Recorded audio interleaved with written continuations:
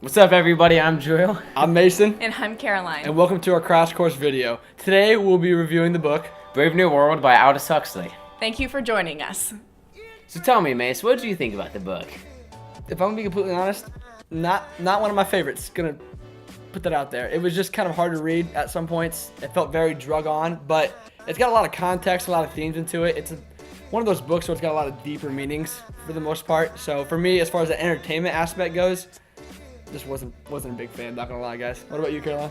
You know, I took the route of listening to it through audiobook, and I feel like that brought some life to it. And so I enjoyed the book. It made me want to keep reading and figure out what was coming next. Drew, what did you feel? So this brought me back to the old days. I used to read this book, City of Ember, as a kid, and that was a dystopian novel. So I could kind of relate the two books that way, and so I really enjoyed learning about like this futuristic society. It's interesting learning about this man that was born wrote this book in the 1930s, and then here he is now thinking about the future. So that leads us into our first question: is what do you think the fact that the book being written in the 1930s adds to the novel? I think it's just a whole brand new mindset on all this take. If we think back to the 1930s, we're in a pretty progressive era, and a big theme in this book is just this sex going on. You're not wrong. And how people were just having sex with everybody, and everybody was just It's cracked life, not gonna lie. having that connection.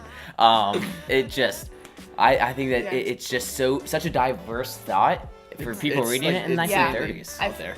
Yeah, I feel like for the time, it was such a Taboo. it was a new concept, and for someone to be writing about that was so bold. And I feel like today, people reading it, it's more accepted, and like you can like be like, yeah, this may be something that happens in the future if like some controller were to take over, like they did in the book.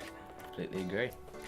All right, guys. So my next question is: there is no obvious climax in this book. Like, they throw curveballs at you throughout the entire thing, and I would say it's pretty consistent. So what would you say the climax is? Drew, you can answer this one. All right. Well, I think the climax of this book is well, first off, throughout the entire book, I thought the main character was going to be Bernard. It seemed like he was the main guy that we were learning about and figuring out who he kind of is.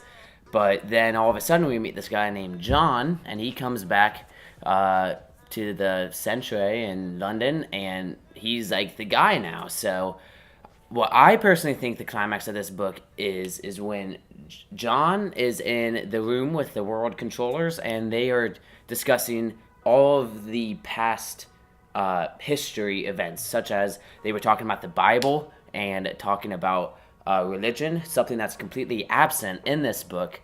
So I thought that was very revealing to the society as itself and to the difference in the controlment of the society and John's outside perspective.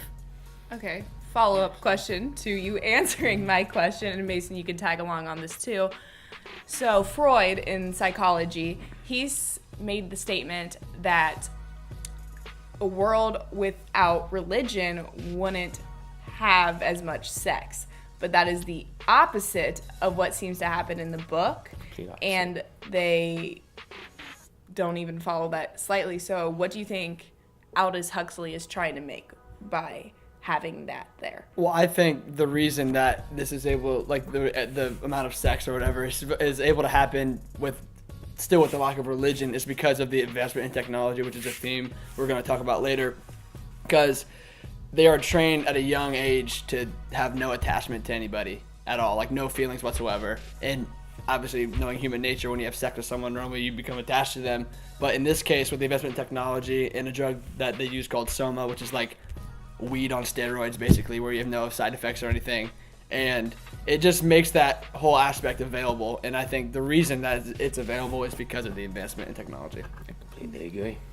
All right, thank you guys for joining us today, and make sure you stay tuned for our next video where Drew will be talking about our first theme. We'll be talking about controlling society, so check it out. It's going to be awesome.